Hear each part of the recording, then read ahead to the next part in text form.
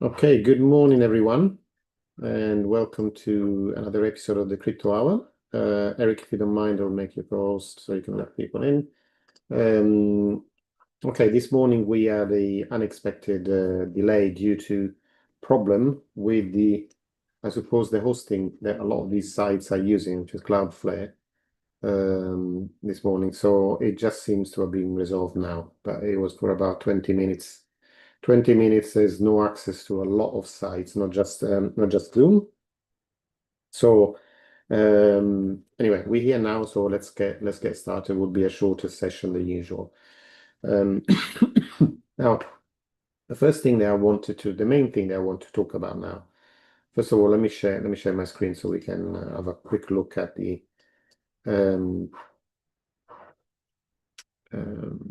look at the activity and what happened in kind of recent times in Bitcoin. So we go back to this day here, the October the 10th. Where are we? Moving that.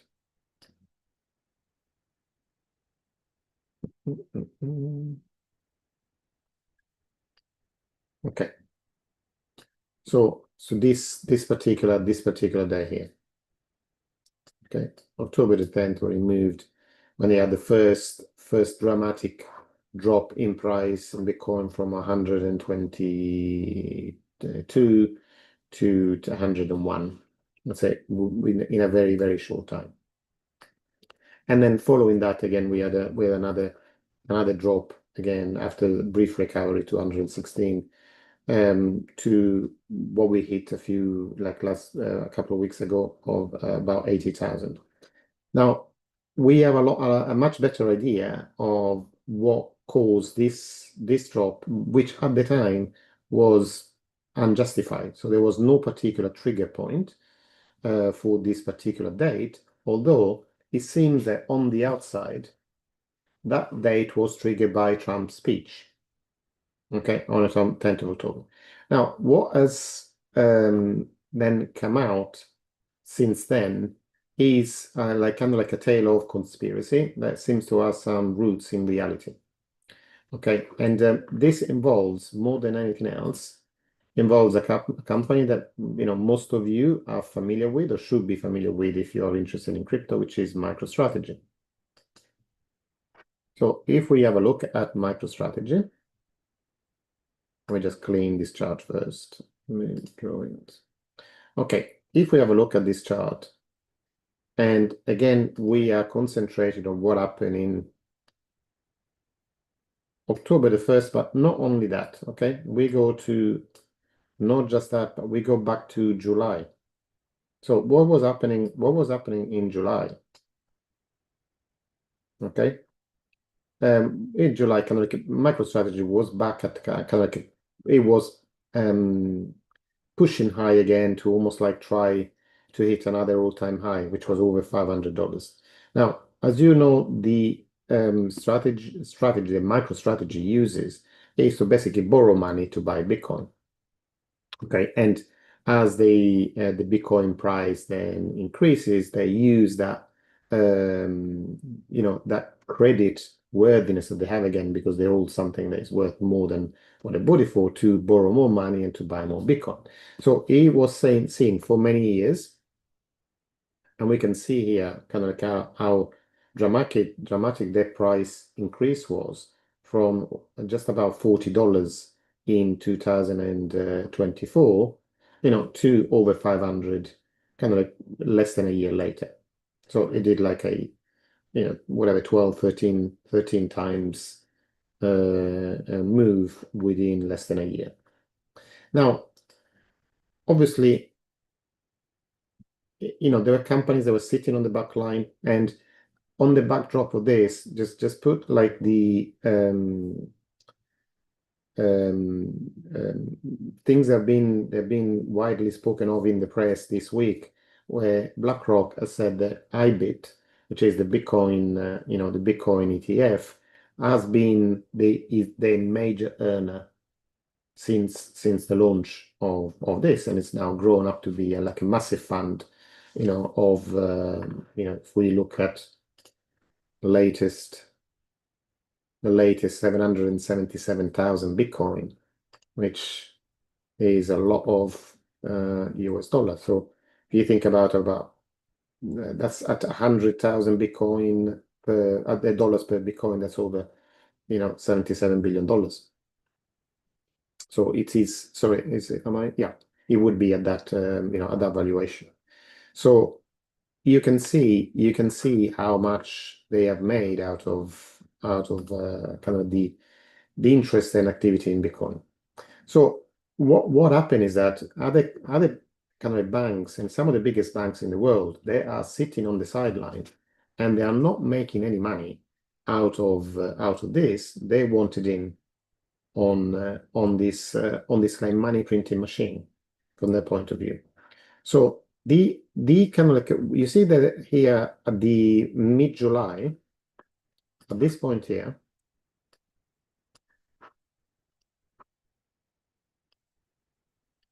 okay, MicroStrategy's price, got to about $450, and then it started turning around and going south.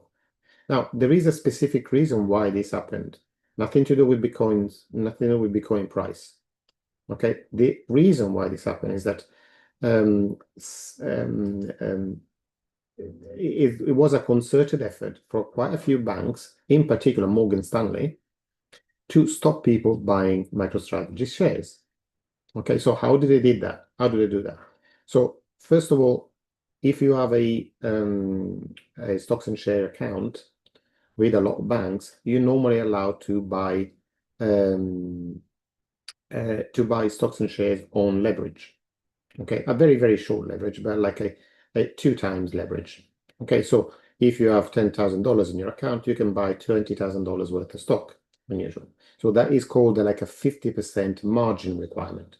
You have to have 50% on the value of that stock to hold that stock in your portfolio. Now, what they did in July, they changed the margin requirement for MicroStrategy shares from 50% to 95%. So that means that people would have to hold almost like 100%, 95% of the price of the MicroStrategy shares to be able to buy them. So almost like no leverage whatsoever. Now, what that caused was just like a diminishing demand for MicroStrategy shares. And because even people that had bought quite a lot of MicroStrategy shares had to sell some because they couldn't, they didn't have enough cash in their account to satisfy the 95% margin. Okay, so MicroStrategy price started going south. Okay, and I'll just combine it with Bitcoin's price. Okay, so and in July, so this is where the Bitcoin price was around the same time in July. As you can see, yes, it went down a bit, but then it went back up. This didn't quite happen in the MicroStrategy shares. It just went up not a lot. Okay, look at the two in comparison. It actually in August it did a higher high in Bitcoin, even just shortly. Nowhere near that in MicroStrategy shares. So it went up a little bit, but not quite as much as the previous time. So this is kind of like what kind of almost like concerted effort by Morgan Stanley to lower MicroStrategy shares, but this wasn't enough. Okay, what happened on the 10th of October, which is when we had the famous speech by Donald Trump that kind of got the market a little bit in a panic. But what happened just before Donald Trump was due to give his speech, there was another bombshell that was dropped by Morgan Stanley. Some of you may be familiar with the MSCI index, which is similar to the S&P 500, but for the global market. So it includes European, Australian, Japanese, emerging market shares. So it's almost like it's wanting to give an idea of how the share market is performing globally. Okay, now that MSCI index is a Morgan Stanley index. Okay, it's a Morgan Stanley index, and what they did on the 10th of October, they initiated a consultation to decide if what they are called companies like MicroStrategy, not just MicroStrategy, but companies that are classified as cryptocurrency treasuries. So whose main activity is to accumulate cryptocurrency. Now say they started this consultation to decide if they should be included in the index or not. So they're trying to exclude these companies from the index. Okay, which obviously the index is bought almost passively by a lot of funds, pension funds, investment funds, and so on. So what they do, they, buy when you have your company being included in an index like the, S&P 500, the MSCI, the Nasdaq, or the Russell, there are pension companies, they automatically buy all the components of that index. So they buy shares of company like MicroStrategy, and then obviously because they buy shares, the share price goes up, they can borrow more money and buy more Bitcoin. And so it's like a circle like this. So they started this consultation period, but not only that, they weren't casually content with that, but they told all their customers. Okay, so obviously what the customer, and this is almost what could be seen in a case of insider trading. Okay, so by telling all the customers, obviously they haven't told them to sell the shares officially, but obviously they given like a worst case scenario, thinking, well, if this happens and MicroStrategy is excluded from the MSCI index, then that would mean that there was going to be a sell-off of about $8 billion of MicroStrategy shares. So in what price does, price action precedes any result like this. So in a way, price adjusted automatically to a point where it's got like today that MicroStrategy is trading at a price that is below the value of the Bitcoin he holds on his balance sheet. Which doesn't really make sense, but this is the effect of all this. And not only that, so this is part of it. The other part of the equation is that Morgan Stanley then launched a product that does pretty much the same thing as MicroStrategy does for its investors. So you see how, first of all, they want to kind of destroy the competition and then replace it. So it's so blatant, you could hardly make it up. And so when this came to light, then there has been almost like a rebellion from you might have seen as then Michael Saylor, the chairman of the CEO of MicroStrategy, actually come up publicly and say, well, our company is not a treasury company because we do a lot more than accumulate Bitcoin. We are an active company. So the description of a treasury company is like a fund, basically a fund. It's one of passivity. So there isn't like a lot of movement, but they are, first of all, they're a technology company, and then they do things with their Bitcoin. So they're creating lending and borrowing out of their Bitcoin, and also they are raising capital.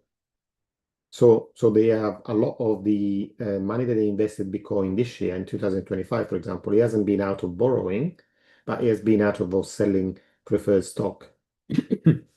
So people are buying basically shares that represent capital in the company, and then the company can decide how to invest this capital in whichever way they want. But it's not a fund as such because it doesn't agree with the definition of a fund.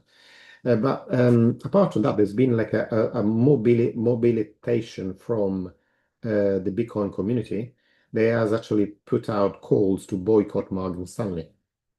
And the kind of maybe the most famous case for those of you that follow Anthony Pompliano is actually he closed his account with Morgan Stanley, withdrawing more than $20 million in cash from the bank. And this is something that could affect, Morgan Stanley directly if many people follow that example and the actual deposits on their account, people that have their money with Morgan Stanley and its subsidiaries actually went down.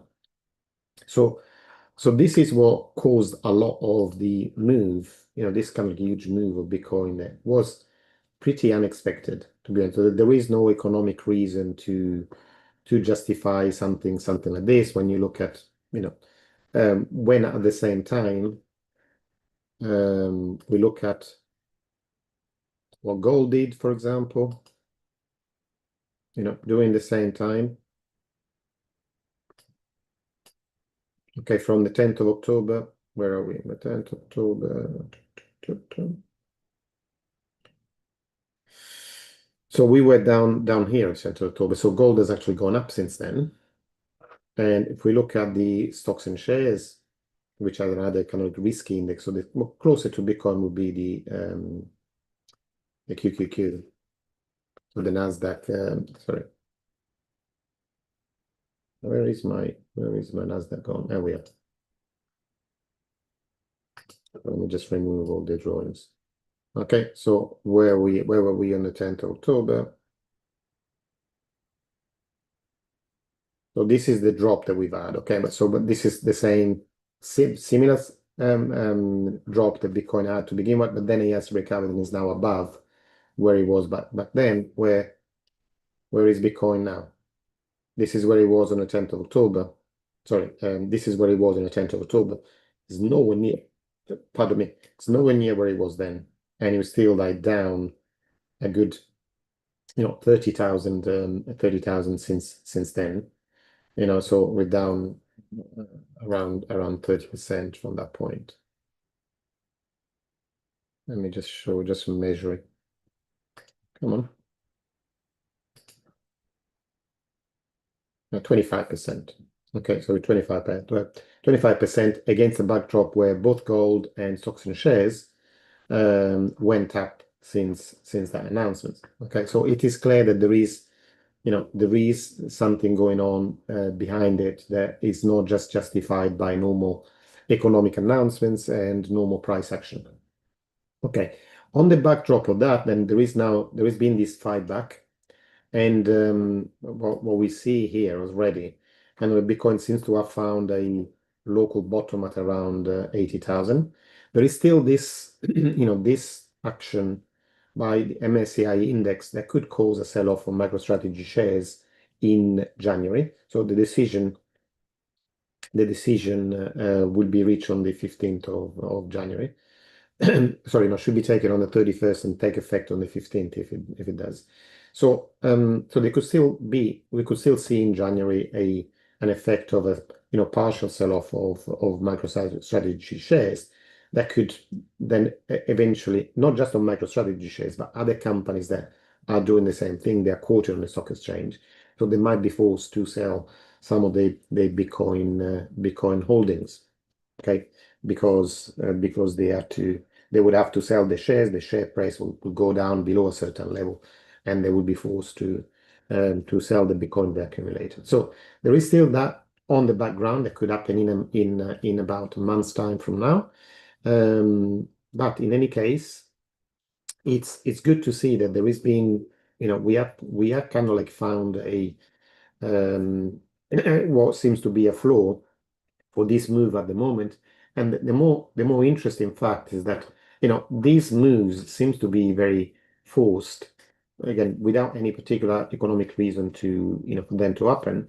But it seems to be that once we reached about 80,000, kind of panic seems to have generally left the market pretty much. And so Bitcoin has started a kind of slow grind back towards higher level. It's gone back from 80,000 to where it is today, about 91. And at the very least, it seems to have found some concerted buying power that has stopped this decline. So the question you got to ask yourself when you're looking at this, and if you are an investor, if you're exposed to Bitcoin and crypto in general, is and I've had something that people that have contacted me individually and asked me that question. I think, should we get out of the market now? Should we sell and just like if we made any losses, just like don't worry, forget the losses, but sell out with whatever we can get? And the reason is like, what are the big players doing right now? Are they selling off or not? And the answer is absolutely not. They are accumulating because they know that this is the technology of the future, and they want to accumulate and get in so they can make money. So look at BlackRock has become in less than 2 years, the Bitcoin ETF has become the most valuable product. Closely followed by the Ethereum ETF. So they can see now they found a way of making lots of money. Obviously, to do that at scale, they need to have quite a lot of Bitcoin in their books. So what they are doing now, they are literally trying to crush MicroStrategy. MicroStrategy is the biggest, largest holder of Bitcoin, the largest corporate holders of Bitcoin in the world, and hold over 600,000 Bitcoin. That represents more than more than what's that 2.5, 3% of the Bitcoin in circulation, which are about 20 million at the moment. So it's a big chunk of Bitcoin. So if they could buy them at a discount, then they would be in a really good, strong place to then generate, to support the next layer of the economy. And what also is happening on the background? On the background is, we have Japan and China that have been selling US bonds. So what can support the American debt at the moment? They need to find something else apart from the US dollar to and kind of like prop up the American national debt, and it's the only kind of like asset at the moment that it's anywhere near being able to do that will be Bitcoin. So it will cost them too much to accumulate gold at these prices. But Bitcoin could underpin the American debt and get them, manage to get them out of the current situation at the moment. So the way that I see it, we got a tsunami of liquidity hitting the markets in Q1 of 2026. Okay, so risk assets are probably the ones that are going to do best during this period. So Bitcoin being an asset that reacts very strongly to liquidity and seen as a kind of a leverage play on things like stocks and shares that react a lot more slowly, is probably one of the things that would appreciate more during a period of increased liquidity production. And this is expected from the US, from China, from Europe, from Australia, from emerging markets. Not so much from Japan, that is going the other way, trying to, obviously they got the opposite problem. But there is going to be worldwide an amount of liquidity hitting the markets that it's not going to be like in 2020, but it's not going to be far off. Okay, so if you're thinking, is it the best time to get rid of my crypto now? I would say, this is just my opinion. Okay, I might be wrong, but I would say absolutely not. Absolutely not. It's and obviously we're looking at Bitcoin right now, but the other class, obviously, that we're all interested in is what about the other cryptos? What about the altcoins? And these are suffered just as much. Look at this drop on the 10th of October. So this is now, if you thought the Bitcoin's drop was bad, what about a 50% drop in one day? And this is so this is not one coin. Okay, this is the whole market, excluding the top 10. So in one day, the market went down by 50%. Okay, one day. So this is how quickly things can move. But also, this is how quickly things can pick up again once a little bit of enthusiasms get back into the market. So we are at a point for crypto, which is basically equal to, we just scale back all the way down to where we were at the beginning of 2024, where we were also at the beginning. If we extend this to the right-hand side, kind of like this was the beginning, really, kind of January, February, the beginning of the big move that we had in 2021. So we back at 2021 prices for all coins. Not so much for Bitcoin, which Bitcoin is up here, but the old coins are still very, very cheap historically. And the thing is that the development has carried on really very strongly. So a lot of the projects that are around now, they're a lot stronger now than they were in 2021. Now they have got products that are being used in real life, where in 2021 was mostly speculation.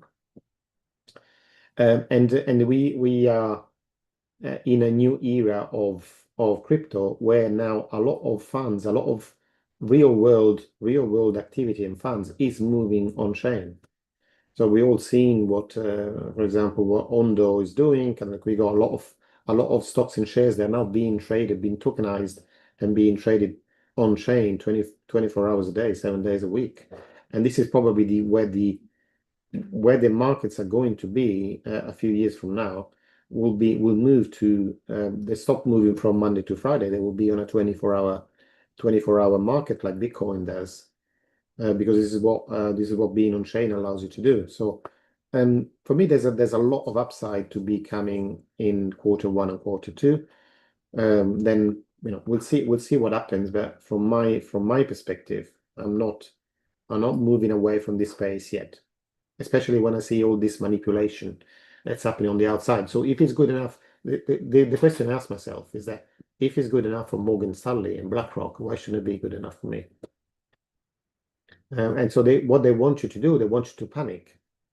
So they can show people, look how good we are. You bought Bitcoin when we told you to buy, and you made lots of money now. You didn't buy at 120, you bought it at 80,000, and now you're gonna make a fortune. And we are the ones that have allowed you to make a fortune, not Bitcoin. So yeah, it was a little hard to take, because we've all been suffering. Everybody, every one of us that's in crypto has been suffering through this move. And it's kind of difficult to learn that we've been basically manipulated, although we suspected it. It's difficult to learn the hard truth. Going back now to have a very quick look at Bitcoin. There was last week and beginning of this week, there was some money was flowing back into crypto. The last couple of days have been negative, but more likely this will stay pretty stable until the 10th of December when we have the interest rate decision in the US. I don't think that either Bitcoin or gold or other assets will move a lot before then. After then, all gloves off. And we'll see. Obviously, there will be a big reaction to the announcement, and then just remember that from the 1st of December, quantitative tightening has officially ended in the US. Okay, so it means that the other part of the equation, and they're going to start printing money again. The effects are not going to be felt straight away. They're going to be felt probably in, let's say, Q1, January, February, but still we kind of are reversing that thing, and there is a part of the reason as well that we've seen here, even on Bitcoin here from the beginning of December. Then it starts climbing back up, went from kind of 83 back to 91 up to 94. At the moment we're at 91. So yeah, I would say hold your horses. Definitely is not a moment to be panicking. I will still think that the future is bright. If in doubt, zoom out, put things into perspective. Even with the huge drop that we've had, we're still in a technical uptrend on the kind of longer term charts until as long as we maintain about 74,500. Okay, and we are in a period where we are now at the start of the next move. So how do we do that? We'll take this. I'll show you how to do it again. We'll take this move here.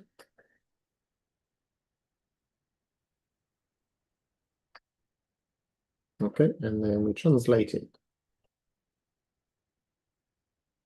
on this new law that's been created. Probably, I will say the next move should at least get to the 130,000 to mid 130,000. Probably we'll get to around that level.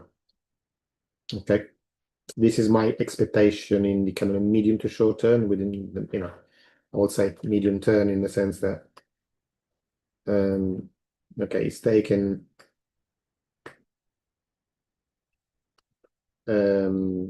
whatever 32 days to get to that point, to probably something similar.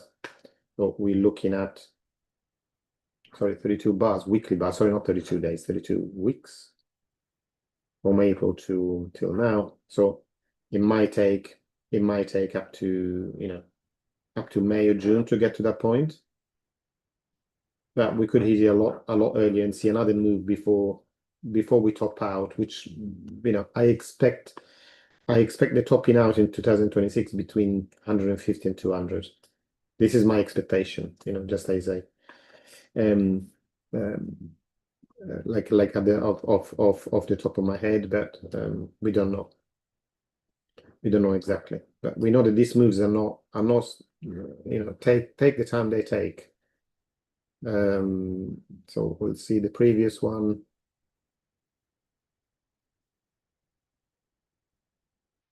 Sorry, the previous move that went from August 24.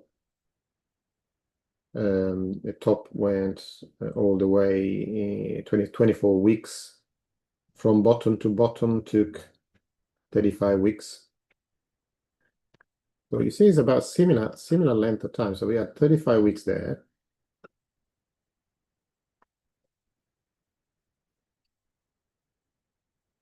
$32 weeks there. Okay. And similar time here. 28. So 28 weeks, 35 weeks, 32 weeks. We don't know about this one. But also, obviously, part of this is the drop. So we don't want to wait until it drops back. So we're doing from bottom to bottom. If we go from bottom to top, that's like 26, 24, 19. So we might be looking at, let's say, worst case scenario, May, best case scenario about 24, maybe. So April, April to May, will be definitely be in uncharted territory. But this is the expectation so far. Could be as low as 19 bars will be March 2026. Okay, so it will take the time it takes, but it's at the moment there is no panic as such in a kind of long-term accumulation of Bitcoin. We are probably we could be, I don't know, we could see another concerted effort to push it down lower. But at the same time, we could be at the beginning of the next phase, especially if this week confirms the recovery that we saw last week and it closes higher above 93,000. We could see that at the beginning of the next launch phase. And if Bitcoin moves, then the rest of the market will follow and probably at a faster pace as well and catch up. Okay, now stop sharing. I think I've talked enough. We're going to ask Jonathan for an update on the midnight tokens drop. Hello. So they are kind of like imminent. We're all excited. They are, yeah. So the tokens are on chain, and the platform has opened up. Apparently, I haven't been to it this morning yet, but I've just seen that announcement last night. So we should be able to claim our night tokens within the next 90 days. So depending on a lottery scheme, your midnight airdrop, your glacier drop, or your scavenger mine phase tokens will be released to you in 4 tranches. And the first tranche will come out within the next 90 days. And you'll be randomized among all the airdrop holders as to when within that 90 days you get your first amount. Once you receive your amount, whether it's tomorrow, Saturday, the 6th, I think, Saturday, or in 3 months' time, you'll then have the next 4 lots come out in 3 months loops after that. So within the next year plus 3 months, you will have received all your airdrop tokens. And we are looking at opportunities within the DeFi space to take advantage of your night tokens as soon as they launch. So we'll probably have more on that next week. But yeah, it's all looking good. Excellent. And do we know at the moment if there are any what deals have been made with the centralized exchanges to know where the night token will be listed? No firm ones, but all the indications are that the talks are very far along. not just with exchanges, but also with oracles, Chainlink, and stablecoin release as well. So from the looks of things, the Midnight blockchain will start with a bang and have instant liquidity very early on. So it could be a very active token. And because it's got these 8 crypto ecosystems all interoperable with it from launch. Yeah, it could be the noisiest thing that happens for a while. So yeah, Fantastic. yeah. So it's like, by the way, guys, Jonathan is, for those of you, obviously, I think we all know him in here, but for the people that may be listening on the recording, Jonathan is a Cardano stake pool operator, but also Midnight stake pool operator. Mm-hmm. Yeah. Yes. So Yeah. just Jonathan, just a question, something that I've read somewhere. So if now the people they actually delegate their tokens to you, will they receiving some night rewards as well for delegating?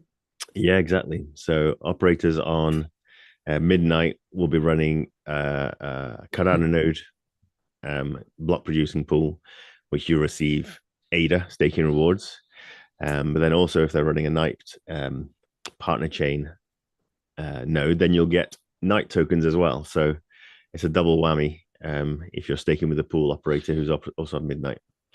And also, obviously, for everybody that has got some night tokens coming to them, can those will be able to stake them with you as well?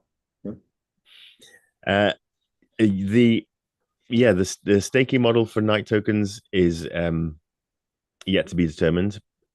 If you're staking your ADA with a Cardano pool operator, that's effectively where your rewards will come from. But there'll be opportunities for yield within Night itself. Yeah, whether there's an individual staking opportunity for Night tokens on their own, yeah, we're not sure how that ties in with operators yet. But So, like, the answer is kind of if you want to know more about it, and then not just today, but over the next few weeks, definitely get on to Jonathan's call. We pretty much follows this crypto hour in a few minutes, and you'll be able to get updated on not just today but or any following weeks. When we have a little bit more information about how the Midnight blockchain is going to be operating and working. It's going to be like what I'm really excited about this is that this could be what we've all been waiting for, the kind of the first Wi-Fi moment in crypto, where because this is where it's been at the moment. Crypto has been in silos. So it's been like you either add one token or you add another token, but if you wanted to move them around, it's like a very complicated process and risky process and costly as well to move them from one blockchain to another. But now through Midnight, all this could pretty much happen seamlessly, which is the exciting part. So for especially could attract new users because the user doesn't care about any technical detail. They just want to usability, and this brings usability to the end user.